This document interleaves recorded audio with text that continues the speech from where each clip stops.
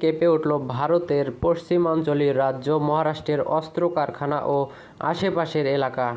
এতে বেশ কয়েকজনের প্রাণহানিও হয়েছে বলে আশঙ্কা করা যাচ্ছে। শুক্রবার 24 জানুয়ারি বেলা 11টার দিকে মহারাষ্ট্রের ভান্ডারা জেলায় এই ঘটনা ঘটে। বিস্ফোরণের শব্দ এতটাই তীব্র ছিল যে তা 5 কিলোমিটার দূর থেকে শোনা গেছে বলে জানা গেছে। শুক্রবার এক প্রতিবেদনে এই তথ্য জানিয়েছে ভারতীয় সংবাদ মাধ্যম এনডিটিভি।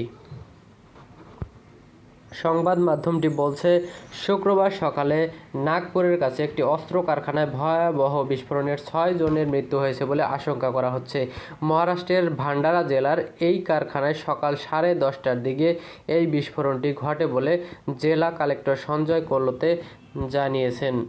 বিস্ফোরণের পর উদ্ধারকারী ও চিকিৎসা কর্মীরা জীবিতদের সন্ধান করছেন এবং দলকর্মীরা পরিস্থিতি নিয়ন্ত্রণে কাজ করছেন বলে জানানো হয়েছে। ভারতীয় বার্তা সংস্থা এএনআই জানিয়েছে, শুক্রবার সকাল 10:30 নাগাদ নাগপুরের কাছে জওহর নগরে এই অস্ত্র কারখানায় বিস্ফোরণ হয়। বিস্ফোরণের জেরে কেঁপে ওঠে গোটা এলাকা এবং কালো ধোঁয়ায় ঢেকে যায় চারদিক। স্থানীয়দের দাবি, ঘটনাস্থল থেকে 5 কিলোমিটার দূরের এলাকাতেও বিস্ফোরণের শব্দ শোনা গেছে। ভান্ডারার জেলা প্রশাসক সঞ্জয় কোলতেও জানিয়েছেন, বিস্ফোরণের কিছুক্ষণের মধ্যেই উদ্ধারকারী দল সেখানে পৌঁছায়। পরে ধ্বংসস্তূপের মধ্যে জীবিতদের খোঁজে কাজ শুরু করেন তারা।